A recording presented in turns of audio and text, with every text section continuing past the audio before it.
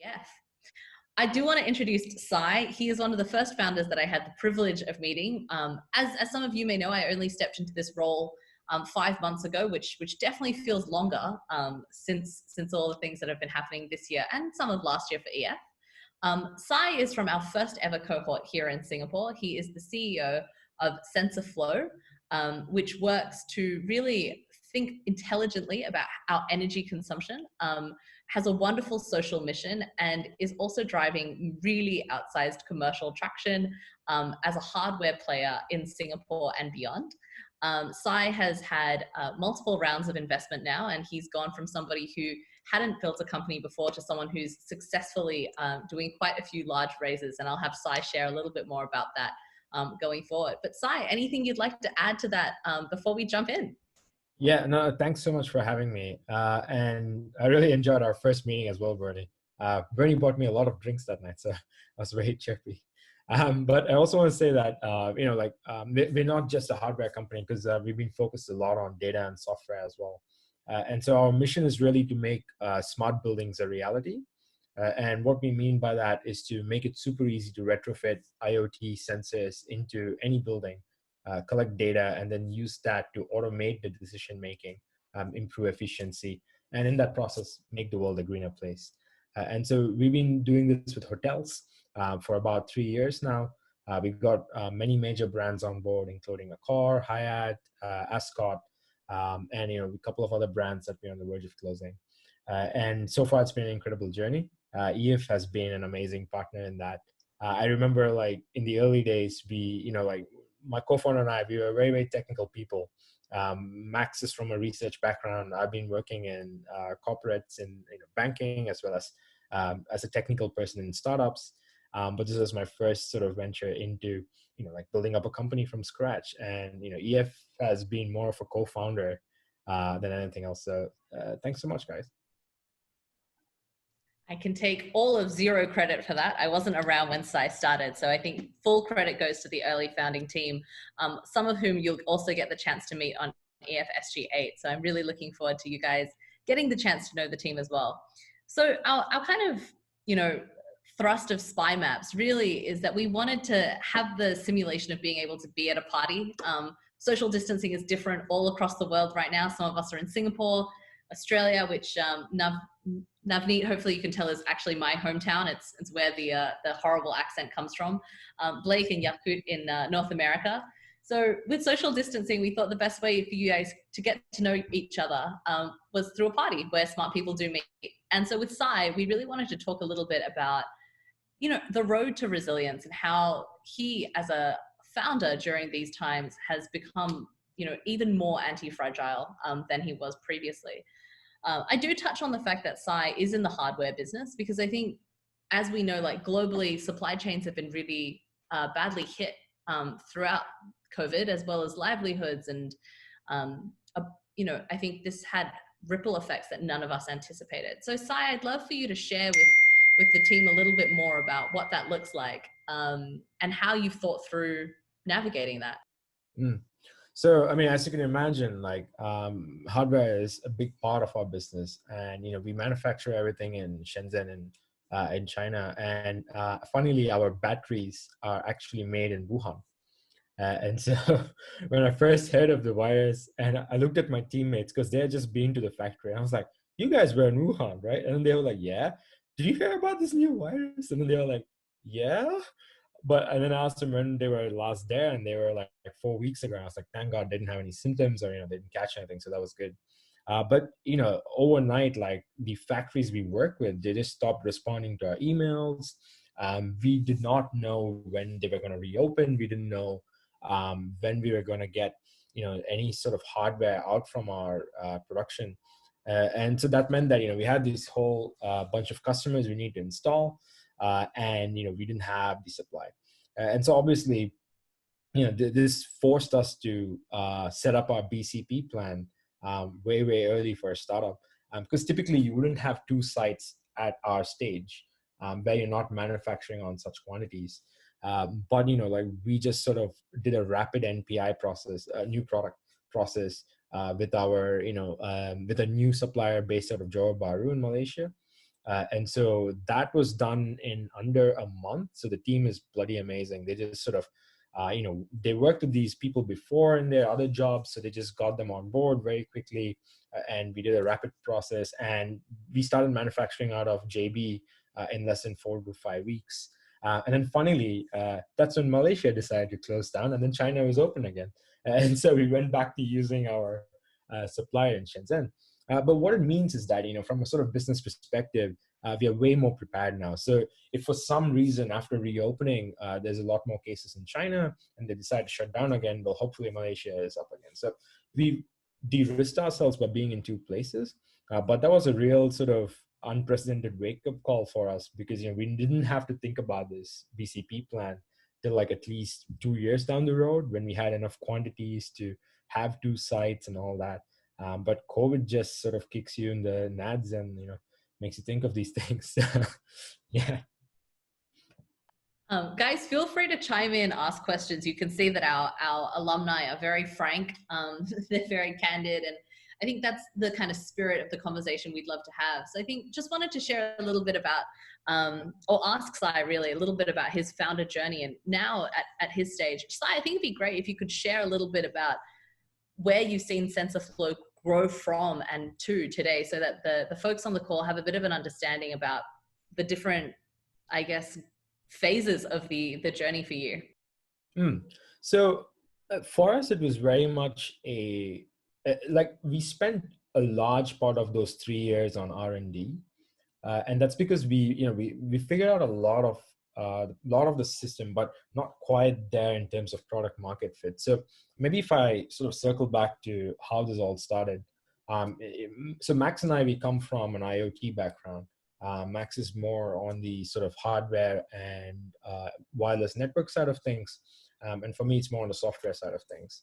And when we met on the program, we very clearly had a vision for IoT. Like, we knew that if IoT is going to make progress in the industrial world, in the real world, and the enterprise world, you have to make it super easy to retrofit. You have to make it super easy for customers to take up the solution and realize the value prop, and then use that value prop to clearly define how they're going to pay you.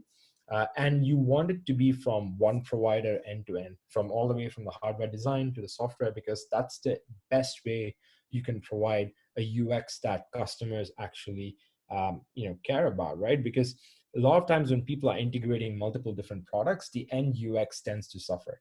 So we knew that these 3 things were very, very important. And so we set out on this mission of building a full stack IoT platform that's able to collect data, use that data to automate decision making.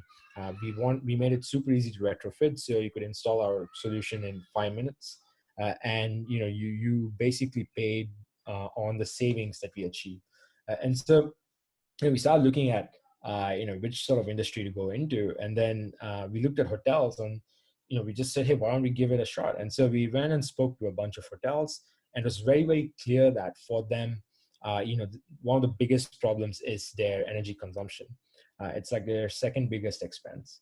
And so what we did was we built out this prototype very, very quickly in about 2 weeks. And then we sold it to this hotel group. It's called the Ascot. So they basically now became a customer 3 years later. But at that time, they were willing to take a huge bet on us and try out our prototype. And they paid us some money. They tried a prototype. And it made it very clear that if someone's willing to pay you quite a bit of money for a prototype that's 3D printed, like is functioning most of the time, like it means it's a really, really big problem. And so that's sort of how we knew. And then we went on to sort of iterate that product quite heavily. So it went from being one product to a family of products. So we have like 9 different things in there now, like different types of sensors that are retrofitted into a hotel room. So you have occupancy sensors, smart thermostats, door sensors, all these kind of devices which work together to automate the room based on guests' behavior, but also collect a lot of interesting data on occupancy, temperature, humidity, set point, energy consumption. And then we use that to drive like insights for the hotel to act on. So for example, if we see that there are rooms with really bad humidity issues that can lead to mold or bacterial formation, we sort of alert them to fix those. We improve how they do maintenance. Like we know when to sort of push them to actually service the rooms versus on a regular schedule. Real-time data on occupancy is super useful for housekeeping. And so now we are starting to build out a much more comprehensive tool on top of that data. So, like I remember like the first version of our occupancy sensor, which we used to sort of put in the corner of a room. A lot of the high-end hotels, they told us that it looked like a camera and we should probably not install that. And so this was a really sort of interesting insight that didn't come from a lot of the 2-star hotels or the 3-star hotels. But the moment you start working with guys like Hyatt, they raise a bro, and then you just have to like sort of go back and iterate. And with hardware, it's not that fast. Like with software, literally I could go back and iterate, and next week I'm in with a new version. With hardware, it takes quite a bit of time, like 3 to 6 months, right? And so, we redesigned our occupancy sensor, and then the new version looks like a smoke alarm. So it's pretty much on the ceiling, nobody sees it, and everybody loved it. And that's when we started seeing the growth stage of the company. We literally went from 120 rooms somewhere in April, May 19, to about 10,000 rooms in February, March. So, this year. So in a span of 12 months, we basically went through that growth phase. And obviously now COVID has come in and hit us quite hard. So it's a new stage, new phase for the company where, we've adapted the business model to work with our customers and build a relationship. And we're looking at how to scale organically, and also what do we build now to best support our customers when they come out of COVID.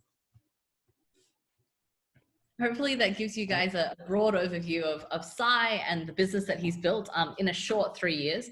You will notice that I have now turned my background into San Francisco. It's because I'm expecting a delivery, and someone will be picking that up. So we're gonna, keep it family friendly. So guys, I would love for you to introduce yourselves as well, to each other on the call, as well as to Sai. Sai, you've had the experience of finding a co-founder. As guidance for these guys, what are the things you would have loved to hear when you were meeting your co-founder, so that they can introduce themselves on the same vein as well? So, like I heard a lot of things before I started to find my co-founder, and I still remember that I did not respect any single one of those, because I was like, it doesn't really matter. Like I'm going with this guy. And so probably what I'm going to say now isn't going to stick with you, but I'll tell you one thing. When EF told me about these things, it was absolutely spot on. It just took me a while to realize. So the first and the most important thing you should ever look for is how complementary you guys are, because that plays a huge role in productivity, like what you can actually do together, right? So I remember the first co-founder I ever got on in AEF, like because I didn't sort of listen to any of these things, and I just went with someone who I thought could be my, like my best friend or something. I wasn't lonely. I did have other friends. But he just seemed like someone I could really have a good time with, right?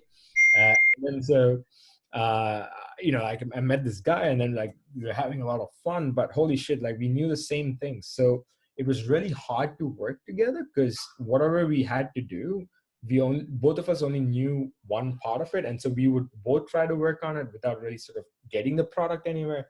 So the productivity and the output was really bad. And then, along the way, we realized that this isn't working. And then so we found other co-founders. And then this is when I met my current co-founder, Max. And with Max, the good thing is like, we straight away knew that's a complementary relationship, because, he's very hardware and sort of network focused. I'm very software focused. So between the two of us, we knew our strengths, and we knew what we could sort of focus on when we built out the product.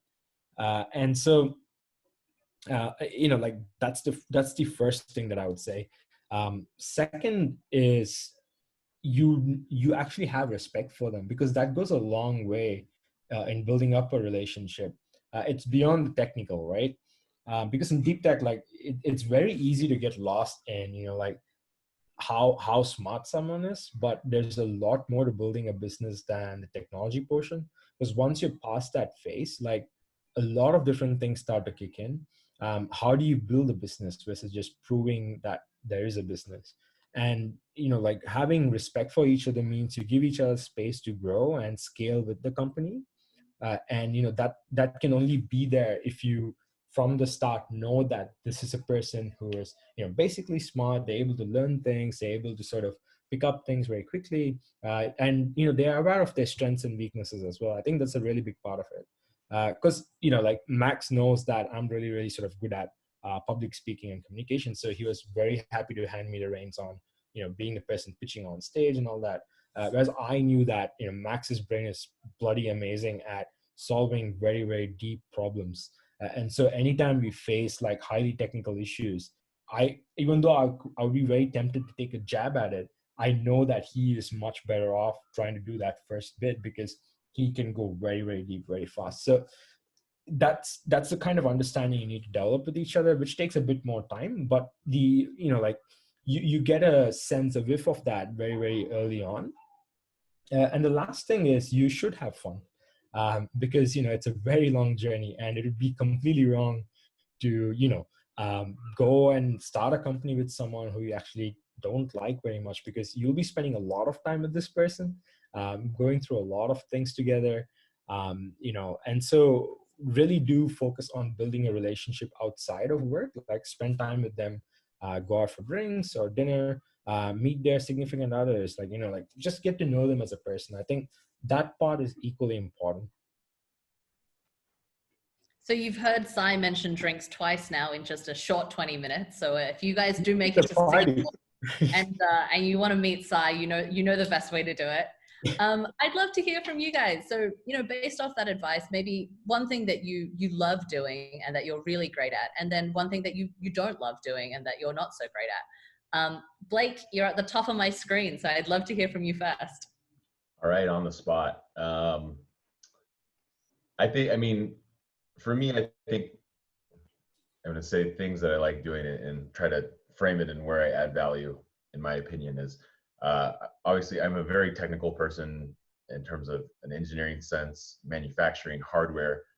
But I think where my real value is being able to translate all of that into messaging that anyone can understand. That's a lot of what I do in my current role. I take pride in not just coming up with a solution, but taking the time to make sure that that solution is understood.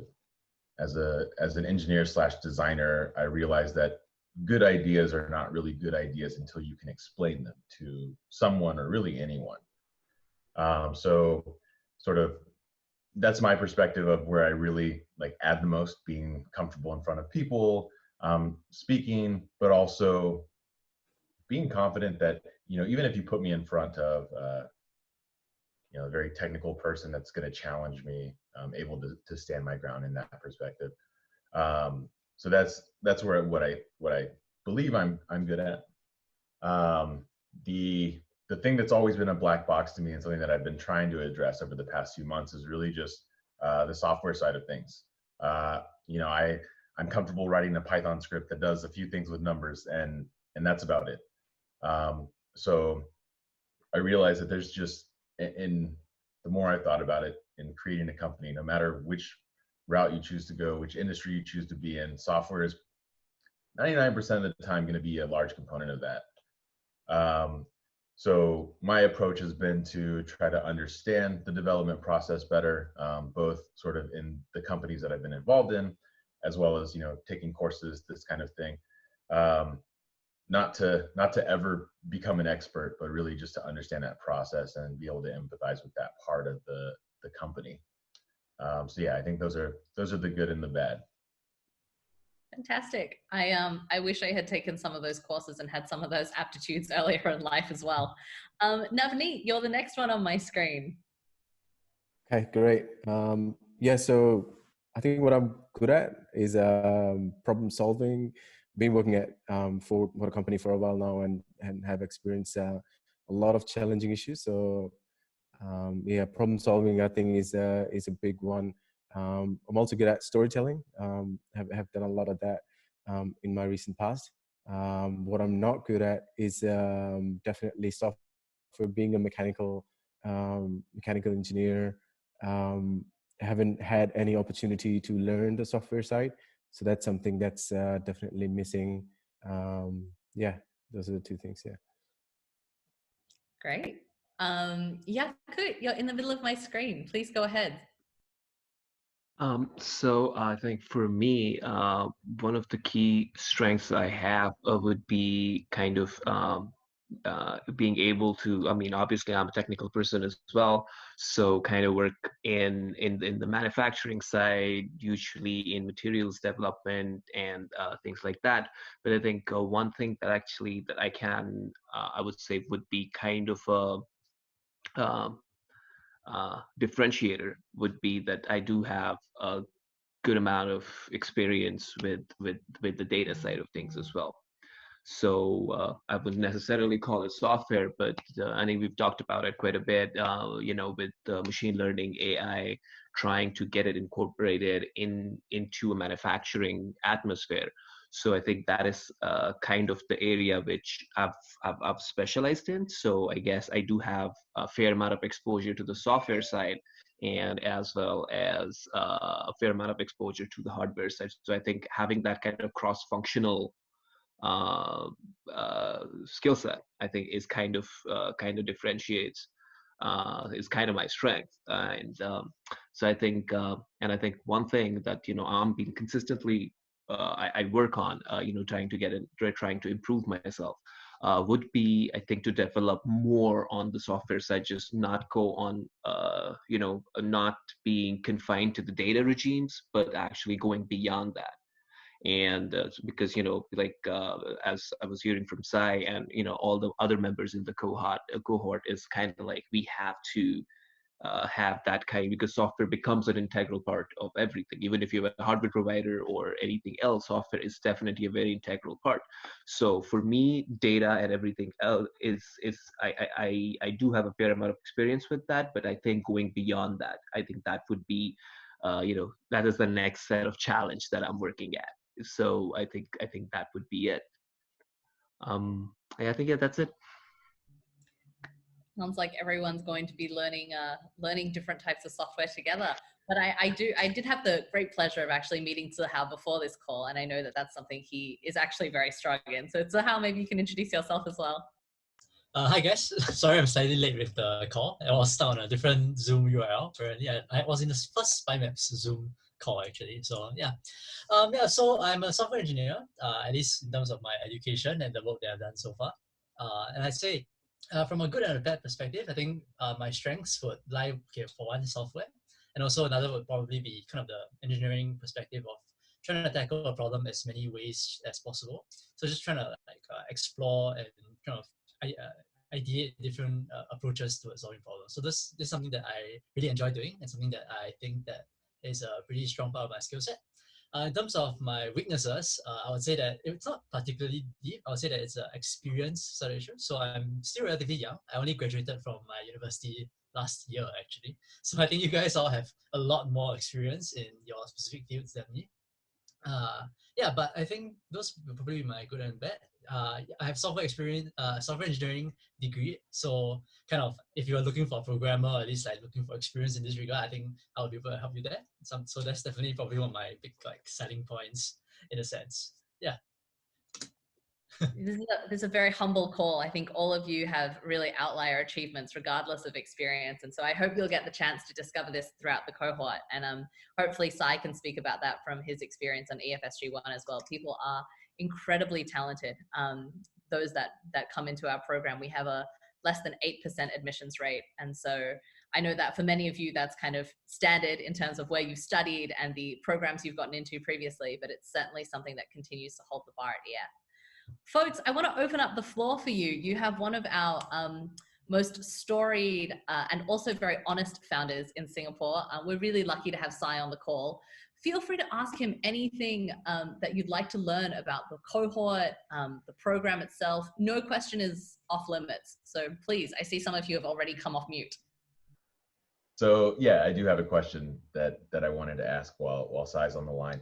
I guess it's more about sort of product differentiation in the sense that obviously IoT, what SensorFlow is doing. I think the idea is not new. I think the implementation kind of finally, like as you said from the beginning, the focus is on making the hardware very flexible, very easy to use, and it integrates with existing systems. I think that's the beautiful solution to what so many people have tried to do.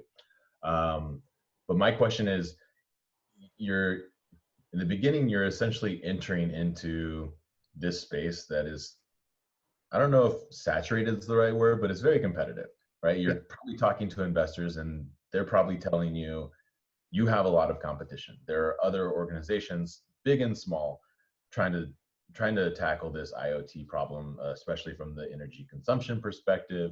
And I think probably when you were talking to them, no one was doing it well. So congratulations on doing, kind of cracking that egg. But how did you convince your investors that, like, we're different, we're gonna actually solve this in a meaningful way, and essentially get them to trust you with their investment? Yeah.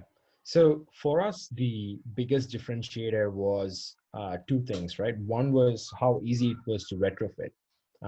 Literally, we install a hotel room in under 5 minutes. And why that's important for hotels is, like you could retrofit an existing hotel, meaning a hotel is running right now. I can go alongside housekeeping and install that product in the room, and you start saving money right away. So that was the first big differentiator. And that could only happen because of some clever stuff we did on the network layer. So we built out a new kind of network stack that requires only like 2, 3 gateways per building. And the hardware inside the rooms were battery powered, and they last 5 years on battery life. So it was very, very sort of easy to retrofit. The second is the business model itself. And this is the biggest differentiator, also enabled by the fact that we are a full stack IoT company. So on the business model side, we charge the hotels nothing upfront. So it's a zero upfront cost model, and then we go install the hardware, and then we measure the savings we've achieved on a monthly basis, and then we take a portion of that savings as our revenue. And so what this meant for hotels is they spend nothing upfront, they start saving money instantly. And like it is a very, very clear value prop. Like only if we save do we actually pay you anything. So this is, like this was basically a game changer in a market which is saturated by players like Honeywell, Schneider, who charge a lot of money upfront, a lot of capex, capital expenditure costs upfront. And what this meant for hotels is that they no longer need to wait for their renovation period or only consider solutions like ours during the build stage. And so the market size was really big, and the value prop was clear. We had very early customers, which are blue chip people like Ascot and Alila, which is now under the Hyatt Group. So these three things basically, to a seed investor, is a way to de-risk the company, to say that, okay, very clear value prop, very big pain point. That's why blue chip guys are considering even working with you, because you're less than 10 people, less than 5 people company at that point. And like you've shown that as founders, you're able to sort of go get that product market understanding and then able to build out something. So a lot of early stage investment is very team focused. Well, it would depend on the type of investor, but team does play quite a big part. And like showing that you guys are a solid team that's able to understand and show that you have the skills that's needed to like go into that market with better odds than most other people. Showing that your early product has gained decent traction in terms of probably like POCs or letters of interest or whatever other forms you could use, and that like you genuinely care about the problem, like you're in it for a long run. These three things would attract the right kinds of seed investors. And like the idea is that when you go to raise money, like keep money as the second most important thing on that list. The first is to look for someone you actually want to partner with. I think that's the most important thing with the seed investor, because these guys are, they're pretty much a co-founder type of person. Like they would come in and they would really want to work with you to help you grow the company versus just give you money. And so if you go in with that mindset, you are bound to find the right kind of investor who's interested in your vision. And remember, like you'll get a lot of rejections.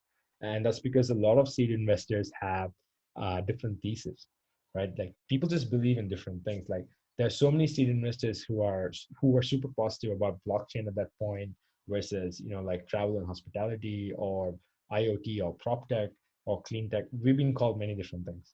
And so, you know, like you just need to find people who are aligned with you.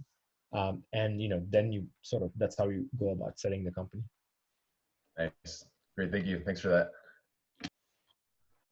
I have a follow-up on question on what you just said. You talked about um, finding investors, you know, that have common values. So what's the process, or how do you go about finding the investors that have common values? Is that through research prior to your pitch, or is that, you know, during the pitch? So it's both, right? So prior to the meeting itself, like really try to understand their thesis, what have they invested in the past, as well as sort of, you know, like are they more focused on the market? Are they more focused on the founders or, you know, tech part of it? So you know where to spend most of your time on during that pitch. And then after that, or even during that pitch, you should definitely have a lot of questions for them. Like if those guys pull a 1 hour meeting, make sure you at least spend the last 10 minutes asking them questions that you care about, right? So sample questions might be like, you know, like what can I speak to one of your companies in the past? Like tell me about a company that you funded and you regretted. What did you do in that instance? Tell me about one of the cases where you didn't think was going to work, but it did. What's your best success story to date? You know, so you just want to get to know their psyche, how they deal with their mistakes, how they deal with success, and then definitely ask for references from those companies. So ask them if they can speak with them, or rather if you can speak with them, and, you know, do that due diligence, right? Like they're going to be doing duty on you, you should be doing duty on them as well. Get to know them, but not just what they're saying, but also what their actions have shown, because a lot of investors are really good at pitching themselves, and you need to be very, very wary, because if they fuck someone in the past, like it's best for you to find out now and see what the real story is, before you jump into bed with them, right? Because let me be very honest, anybody in the VC space who's been out there for more than a decade definitely has a few bad stories, and it's best to, you know, like sort of hear that from them or people that they've shown you as a reference, and just get it, you know, before you get in. It's like a marriage, so you just need to know everything before you sort of get into it. Clearly very top of mind for Sai this year. I guess we'll have to revise our advisory ratings now that we're using different language, which is absolutely fine. So you guys can see, like, You can bleep me out. it's too late, Sai. We don't have those kind of technological capabilities. You know that. So, you know, guys, this is a super frank conversation. Please ask these types of questions. This is exactly where we want the conversation to go. Yakut, I see you're off mute as well. Yes, so my question is about, so you're currently in the space with hotels, and so especially with investors, and when they ask about a plan about maybe next 5 years down the line or 10 years down the line, where do you see the business is going? So how do you kind of approach a question like that? I'm sure you have a plan of, you know, it's hotels today, maybe next is, you know, some other residential spaces, and so, like, how would be the progression for a company like yours? Yeah, so the real question there is, what do you see as a vision for the field you're in? What does 5 years from now look like? Because the way you would ideate an idea, especially in deep tech, is you are much better placed to know where the future of that particular technology is going than anybody else, right? And so you would work in reverse. Like you'd look at, okay, so in my case, if I'm in IoT, like what does IoT really look like 5-10 years from now? How do I accelerate some of those things today, right? And so that would then be the vision that you pitch to investors. So in our case, one really strong belief for us is that it becomes super easy to retrofit any kind of sensor and integrate with existing mechanical devices, that you can collect data and start automating things without, you know, like needing complex wiring, complex installation, predefining these data sets and all that. Like it just has to be the self-learning system which knows which data makes sense where, and then uses that to create better outcomes for that building. And so then we knew that, okay, the biggest problem there is how do I retrofit buildings easily? Because the tech today just doesn't work. Like it's very, very hard to install what I have now in the space. Like the battery life is just not there. So I need to use wired power most of the time, which is in, most buildings, I don't know if I have a power source at that point. And if I don't, I have to run wires through walls, which just makes the building ugly. And also potentially, you have to shut down that portion of the building, which is not feasible. So you then start looking at, okay, so if I create this retrofittable base where I can collect any sort of data, then that means I can collect data from any building in how much ever I want. And then I just integrate that into a central system, which then feeds that, data and then creates new decisions to make and then automates those existing mechanical stuff there. And so obviously for me, the vision is that every single building. So apart from hotels, I want to go into offices, shopping malls, schools, airports, and whatever. Right? So that then becomes the vision. So always work in reverse. Like look at where do you see your tech go in 5 years? And then use that as the basis to create that future. And then you work back and say, that's my vision. That's where I want to go. And today I'm starting with this particular problem because, well, we found good users, we found the market size, it makes sense. But eventually we will get there. So that's how you build it. So another question about this. So because I think you're kind of uniquely placed in a way that you guys are a hardware company. And so what is the experience like? How is a different experience? Because we see as the EF cohort, it's 6 months of time, and usually creating hardware is a longer time investment. So what was the kind of experience for you, like starting up a hardware company? So we took a lot of shortcuts in the start. So we would 3D print cases. We would not actually use a scalable baseboard or PCB that we manufacture. We just like piece together things. Or sometimes we would actually build our own PCB, but it'll be very, very quick, and we pay a shit ton of money for it. You just need to get validation quickly, right? So you're not looking at cost savings. You're not looking at is this the right thing to do? You're just looking at how can I validate things very quickly. And sometimes that might come in the form of prototypes that are huge and really not the size they should be, and that's okay. It really doesn't matter. Like you're trying to show that there is a real problem here, that the way you're solving it is the right way. Then you can go down into the engineering aspect. Like, so for us, the initial product was one big box. Well, not that big, but it was like size of this, and then it had all the sensors on it. And so we literally connected everything to one board, which was definitely not the right way to do this because, based on where you place the sensor, we would not be able to detect the occupancy accurately 100% of the time. But that's okay. Like, even if we get it right 60% of the time, it shows that it works and that people care about it. So you take shortcuts like this. And then eventually, once we establish that this is a problem, this is the right solution, this is the right sort of way to go about it, then we split that up into multiple devices and we designed it each in its own way to address the specific thing very, very well. And so that part took 2 years, right? But it's okay because we knew that we were going towards the right direction. And along the way, you will learn that, okay, some of it is not fully right, the assumptions might be wrong, but you would learn it pretty fast. And so with hardware, I think the challenge is it's definitely going to be slower than software. So raise a lot more money at the start, just so you have more room to make mistakes. So if you're a software company, you probably need less just because you don't need the luxury of time as much as with hardware. But yeah, with hardware, I would say definitely raise a bit more at the start. Whatever timeline you have in mind, just add 50% to it as a minimum. Just be safe, especially in a COVID environment. Everybody is, sort of, well, I was just sort of listening to a webinar before this with a bunch of people, investors, and they were all saying that pretty much valuations are going to dip, and like they're finding it really, really hard to give high valuations now because of how the public markets are, and so those things come into play as well. So yeah, like you would have to sort of buffer and spend a bit more time and just focus on proving value and sort of the fact that you're solving a problem versus anything else you would normally do with the hardware. All right. Actually, kind of wanted to follow up on Awesome, kind thank of you. a similar topic in this sense. Yeah. Like, given the topic of like today's talk is anti-fragility, are you concerned that like the target market that you have primarily worked with, being hotels, is not really in a very good place in terms of like investment right now? So, how are you trying to, are you seeing to like your company's value proposition adapting to different target markets?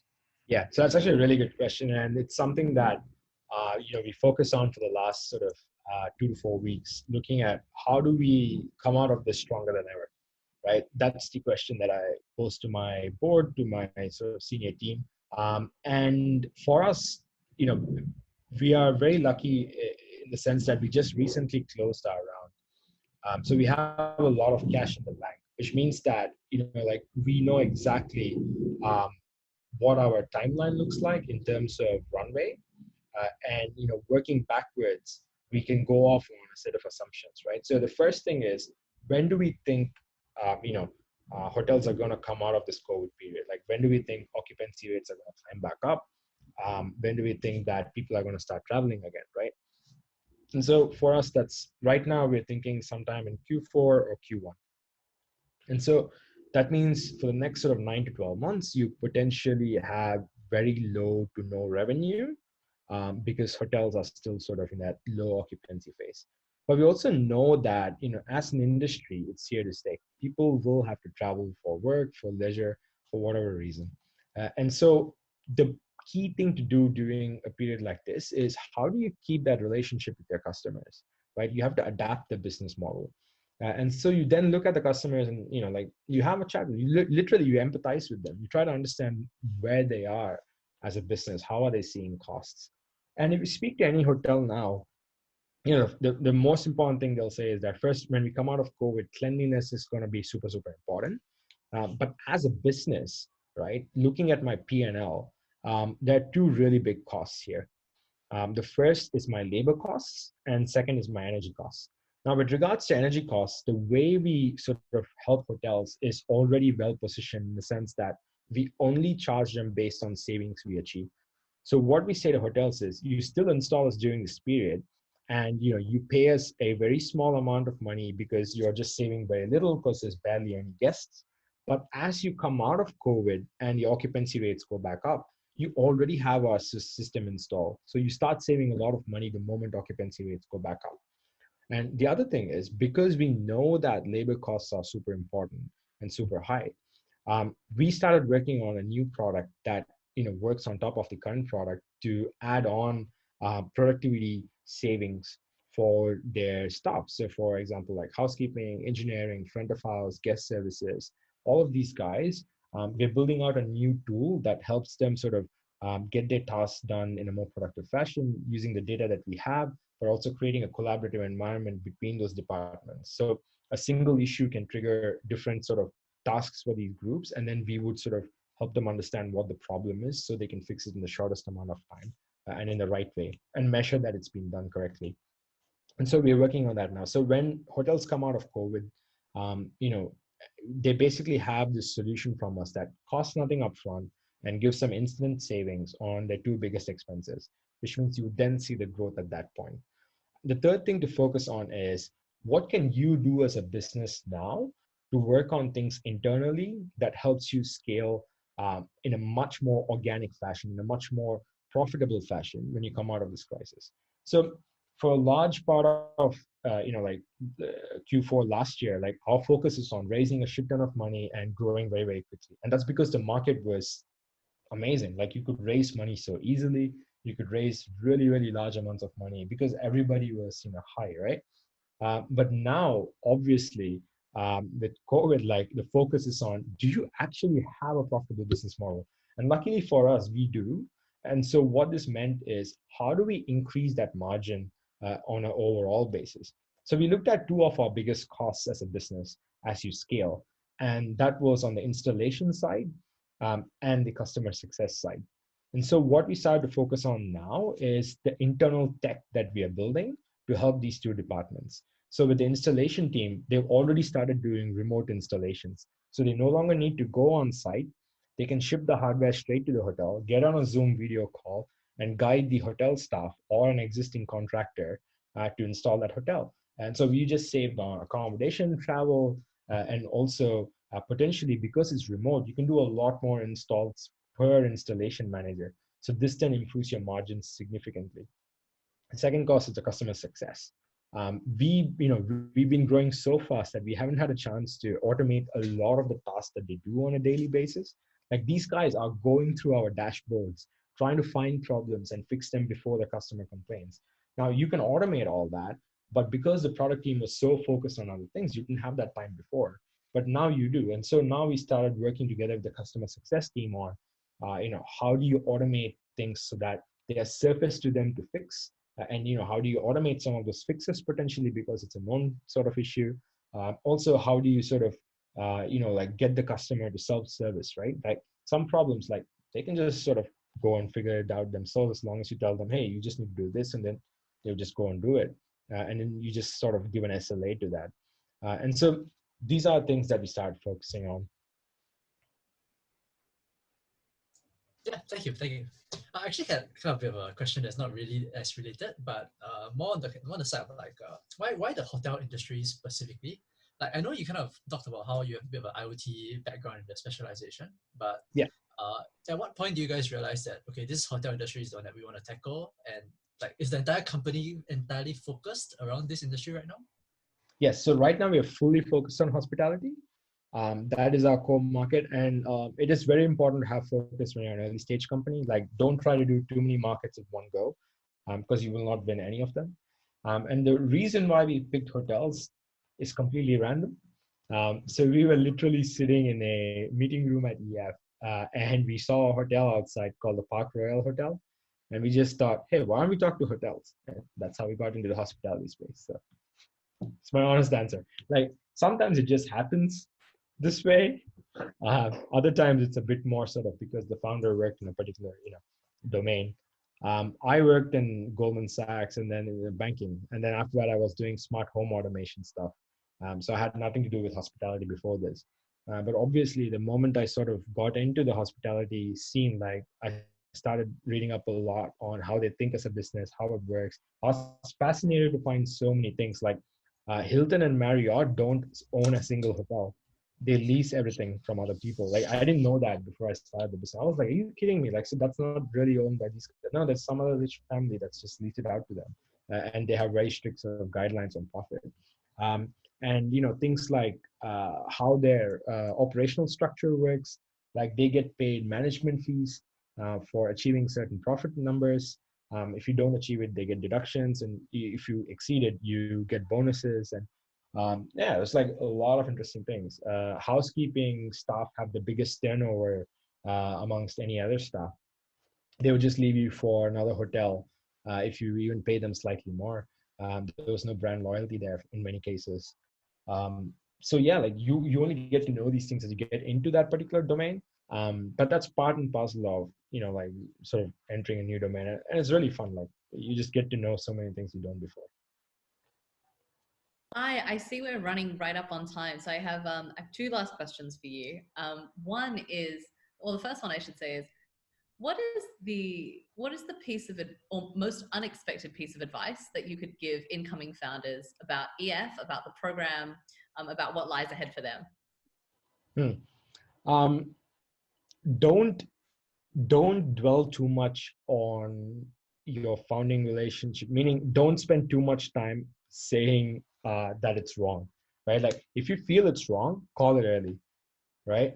Don't just dwell on it. Don't worry about that sunk cost, or like, oh, should I give it more time? Like, quick decision making is super, super crucial, especially when it comes to that founding relationship.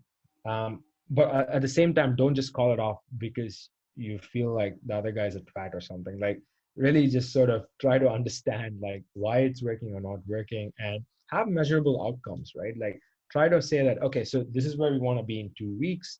Let's work out a plan on how to get there, and then just get right to it. Like, don't spend too much time on overthinking the relationship.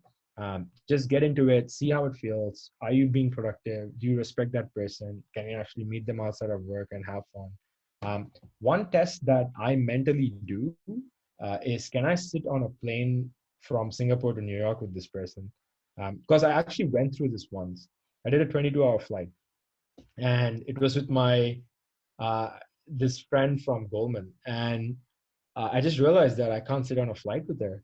And this is how I knew that while I can bear her for 1 or 2 hours a week, like I cannot be friends with her for like like a weekend hang. And so this became my test for actually deciding if I want to be someone's co-founder. Like, can I actually sort of sit on a 22-hour train ride with this person? Could be hopefully, if all goes well, a very real test for Blake and Yakut, who will be flying 22 hours to Singapore at some point. Slightly shorter flight for Navneet. Last question, Sai. As for all our spy maps, we end on, if you could be at a party right now and there were no social distancing, who would you be at a party with? Oh, honestly, for me, there's a couple of interesting people. Like if I were to bring someone back from the dead, it will definitely be, like Steve Jobs is one, just because everybody said he's an asshole, and I want to get to know that side of him. Second is because it's, a lot of sort of COVID talk right now. Bill Gates was very, very, very sort of, I like the way he saw something like this coming, right? And so he's done a lot of work in philanthropy, and I want to get to know that part of how do you make the transition and how he's sort of gone through that with his wife and everything, because it's really a different story when you found something with a family member, like, and that's another part that I sort of want to explore at some point. The third figure would be someone a bit more sort of political, and I think in sort of recent history, that one person that I've always had a sort of, it's a bit crazy what is, like, Obama is who I'm talking about. Like he's gone through a lot, and like he had to manage a very crazy Senate. And so I'm just trying to it's very interesting for me to see like how he went through that journey, and like how did he feel going through a very socially segregated country, racially segregated country, and how did that play a role when dealing with people from both sides. And it's really just interesting for me to like have that person at a part. So I think these are sort of three people that I would pick. Just the big fish of each industry that they're in. So thank you so much for hosting our second episode of Spy Maps. Blake, Yakut, Navneet, Zahar, thank you so much for joining us. I hope this was worth getting up for at 7 a.m. In North America. And also, Navneet, I know what time it is in Australia. That's where my family and friends are based. So thank you for staying up so late on your end as well. Really appreciate it. For sure. Thank you, everyone. Thank you so much. Everyone. Thank you. Thanks, Sai. Thank you so much. Thank you so much for organizing.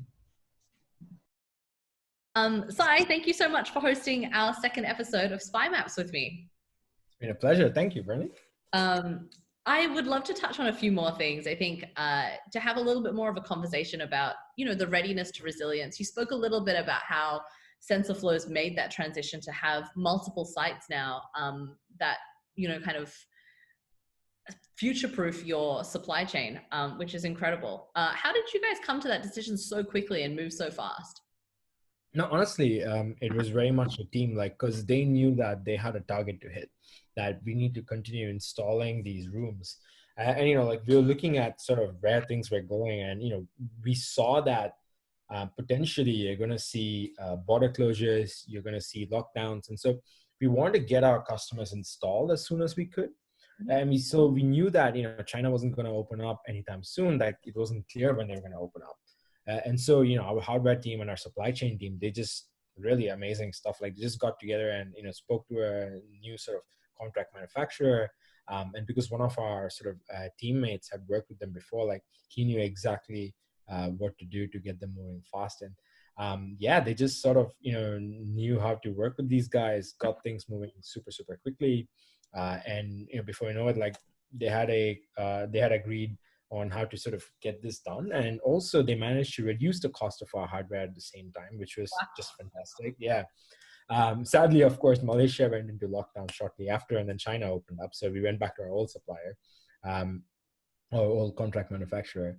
But now we are basically future proof in the sense that if one of those markets is down, then we always have the other one to go off of. That's awesome. I guess, I mean, this is unprecedented times globally. And I think, I was saying the universality of it is, it breeds real compassion. It also breeds real challenges. What are some of the most, I guess, unexpected or urgent fires that you had to walk through? So the first one is, making sure that we really empathize with our customers. Like, you don't want to be someone who doesn't truly understand what they're going through, because that then creates this, false sense of niceness or false sense of empathy, right? Like, you don't want to be there and in a condescending way. Like, instead you want to hear them out. Like, hey, what are you going through right now? Like, how can we help? Where do you see, some of the problems? And so this is why we quickly adapted our business model. Typically what we do is we have a 4-month period where we measure the savings we achieve, and then we use that as the basis for a fixed amount of fee that we charge going forward. But what we instead said was, forget about that, right? Just install it. Let's see how much we save each month. We know your occupancy rates are nowhere near normal. So if it means we're not saving you much those particular months, you don't need to pay us anything. It's going to be peanuts. But pretty soon your occupancy rates are going to go back up, and that's when you start having a lot more energy consumption. That means we can save you a lot more, and you get to keep a large portion of that savings. And so you are going to help improve that bottom line, and you can come out of this pandemic a lot stronger. And so that was the first thing. The second is, as a business, you initially had a very different growth curve because the market was a growing market, and you knew that you could hit some really, really high numbers. But now that's changed. Like, this is no longer a growth market. You can't raise money for, growth stage. You really have to focus on conserving capital and making sure that it can come out of this pandemic and still exist as a company that can take advantage of the market at that point. So which means you go from, we were supposed to do something like 100,000 rooms this year. We had to scale back and say, let's look at 25,000 rooms as a sort of target for this year. And what that means, obviously, is that you have to restructure your organization as well. And so that large part of that sort of fire and the pain that we had to go through was, actually retrenching or making redundant a lot of our colleagues. And that was one of the hardest things we had to do as a business. But it's something that we need to do for the best outcome for the largest number of people. And so, we had to lose about 20-25% of our workforce. All of us took a pay cut as well. The senior team took a bigger pay cut. We really looked at all of that capital conservation as a way to make sure that as a business, we have a future, so that when we come out of this pandemic together with our customers, everybody is in a position to recover quickly and be very strong. And so this is exactly how we have designed our outcomes. Yeah, I mean, thanks for sharing so honestly, Sai. I think these are, we talk a lot at the moment. I think there's a lot of news focused on the economic cost of things, and people don't necessarily have as much visibility on the human cost and the difficult decisions that do need to be made. Whether, these are real life trolley problems, right? These are really difficult philosophical challenges that people are grappling with as well, which is safeguarding livelihoods, safeguarding the viability of a business, and helping industries recover. So I really appreciate you being so frank about it. I can't imagine that when you started 3 years ago, you thought that these were some of the decisions you'd be grappling with. Not at all. I mean, I was, on vacation in December, recharging after a really long year, and I was just super excited, super pumped for 2020, right? I was like, oh my God, this is a growth year. It's going to be amazing. And then obviously COVID kicked in, and then it took a while to absorb it, but I have a really fantastic board. Like, they were very, very sort of honest with me and transparent with me, and they told me, like, in the past, like when things like this have happened, the most important thing is speed to capital conservation and speed to adaptation of your business model. And if you can nail those two things, you're well poised to come out of it. Right. And so the team's always sort of very driven by, like building a strong customer relationship as well. So naturally, like, we started looking at the business model side of things quite early on, as early as January.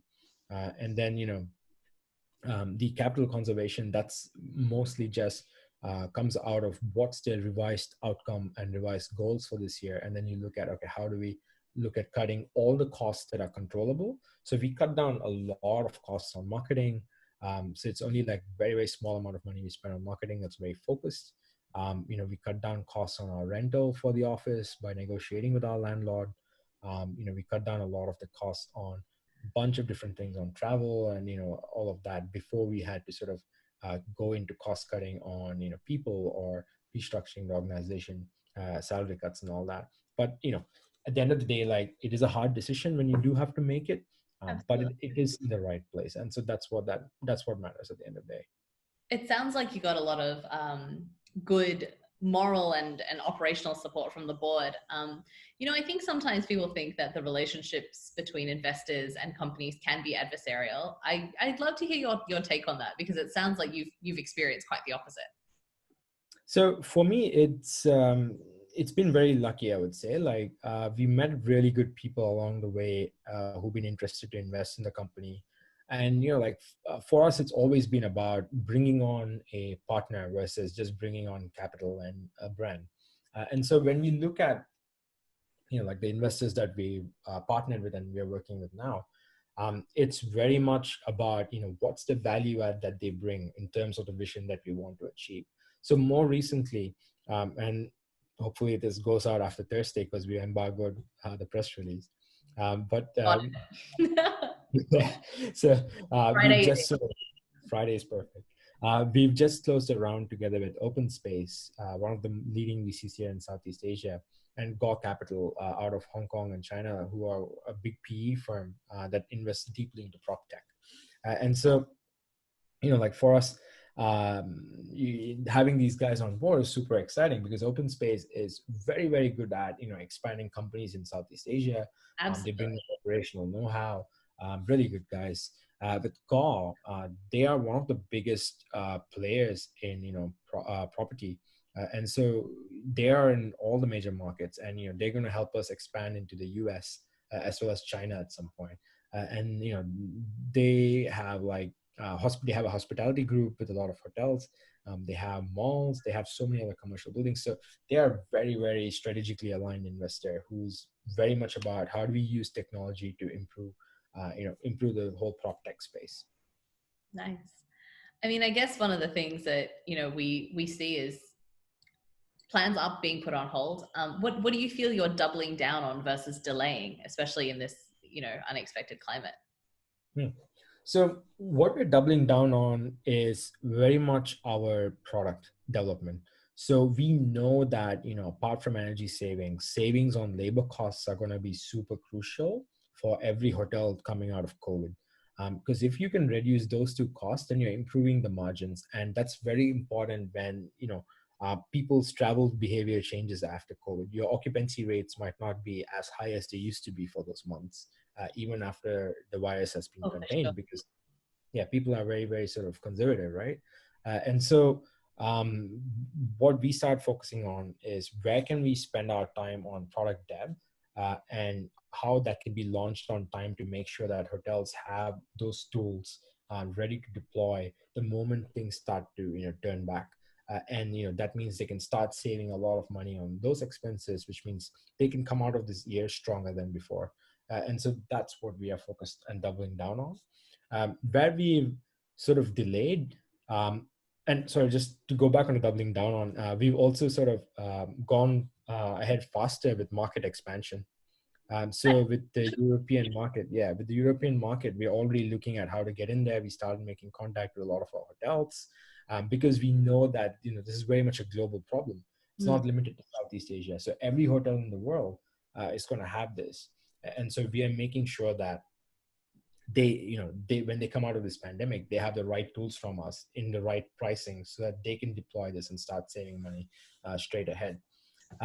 Where we've delayed is before the pandemic, we were looking at a really, really hyper growth curve, but that came at the cost of raising a lot of capital, and instead what we've done is looked at a more organic growth.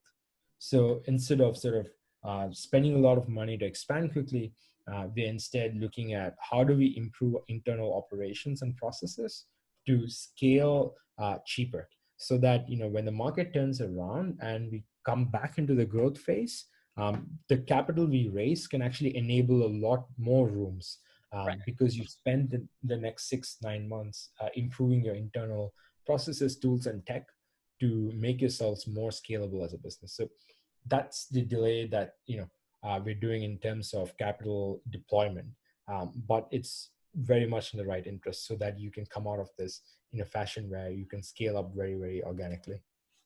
Yeah, I mean, Sai, these are such challenging junctures, I guess, and I feel like the thoughtfulness and deliberate nature of how you guys have responded to it is really special. I think how clearly you've articulated why you're doing what you're doing it's really been a really interesting chat for me, and to learn as well. I guess one of the things that I'd be lastly curious about is, you are making a lot of difficult decisions in this time. What kind of principles do you fall back on? Or is there some kind of, are there guiding frameworks that you use or imbibe to make some of these challenging decisions? So, when you have to make decisions like this, you have to always look at the long-term health of the business, right? Like, what does it mean for your industry? What are the assumptions? And you have to put those assumptions down on paper. Right? You need to understand, okay, this is what I'm assuming. Does this still hold true post this pandemic? And so you use that to understand where things are relevant and not so relevant. But it also helps you understand the assumptions you had before the pandemic. Do those still hold true? And if they don't, then how can you use it to your advantage, right? Where do you start focusing on to sort of use that in a fashion where your new set of assumptions have a better chance of succeeding? So this is the framework that you look at. Sort of more generically, for if you want to look at the Converse, and if you want to look at are we totally fucked going forward, like you would then look at what does it mean for the current state to remain as the future state. Yeah. Right. And certainly, like, the only way that this is going to be the case is if we don't develop a vaccine, if people don't put in place border control measures and quarantine measures and stay-at-home measures, which every country in the world is doing in one way or the other. If you can't flatten the curve, basically, and you don't have a vaccine in the next 12-18 months, then yes, then it's a really, really big problem.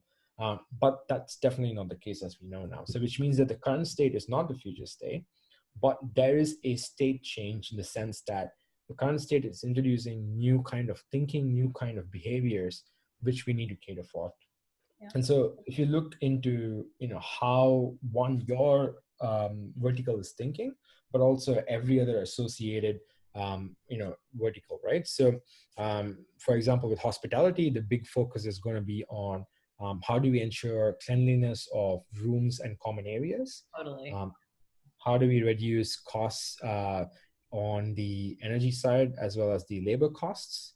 Because those are the biggest costs for any hotel.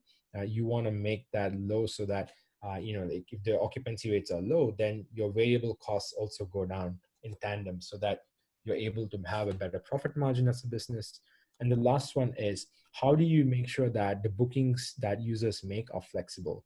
Because things are changing so rapidly, because people don't know when they can sort of actually travel or not. Yeah. How do you make sure those bookings are flexible? So this is how you make sure that and so you use that thinking into your business model and also into your growth plans. The second is the whole macroeconomic factors, right? How does travel as a whole get affected by this? Businesses now have realized that video conferencing is actually pretty effective. So you're going to see a lot more reduction in business travel. It's only going to be very, very important face-to-face meetings that people still travel for. Yeah. So how does that affect the airline industry? How does that affect the city hotels?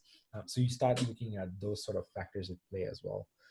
As for the domestic travel, that'll start to boom now because, if people can't leave their country and, people feel safer in, what's an imaginary border, but for very good reasons. They can still travel. Like Thailand, for example, is a market that we are very, very excited about because there's so much domestic travel that's there.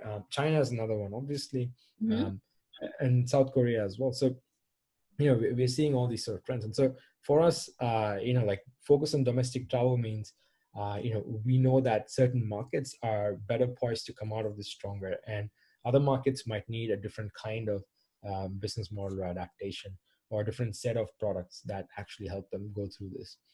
And so, this is sort of how we start looking at these things.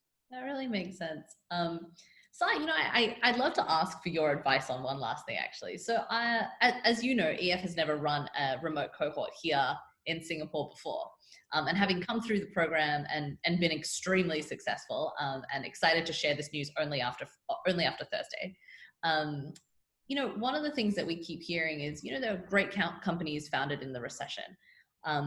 And my feel is that a pandemic is really meaningfully different to a recession. I think things don't stay open in pandemics. Obviously, things were shuttering during the recession, but there are actually now structural barriers in place for things to not be able to stay open. I think, obviously, the recession is coming. And so this, to me, it doesn't feel intuitively right to be able to say, like, don't worry, the strongest founders will still emerge from the pack during this time.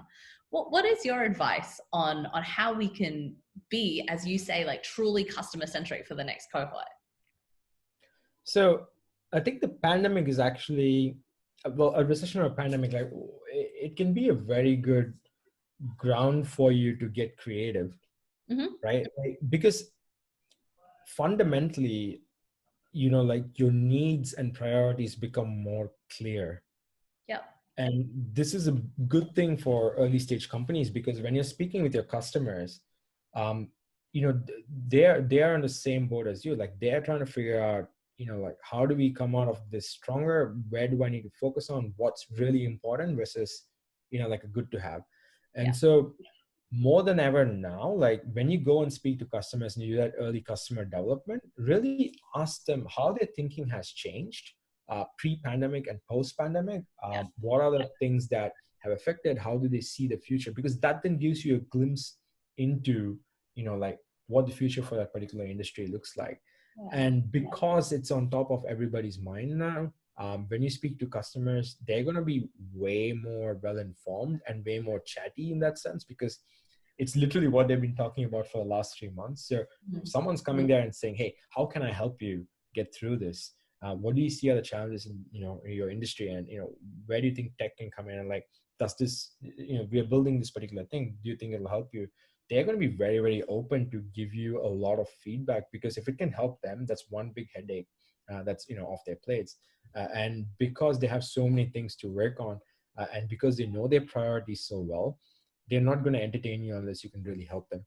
So if anything, it should help you speed up and get clarity on your customer development process now, faster than ever. So use the pandemic to your advantage, even though I know that's probably a wrong thing to say, but definitely use it to your advantage. Try to, really empathize with your customer, because that's what they need right now, proper empathy.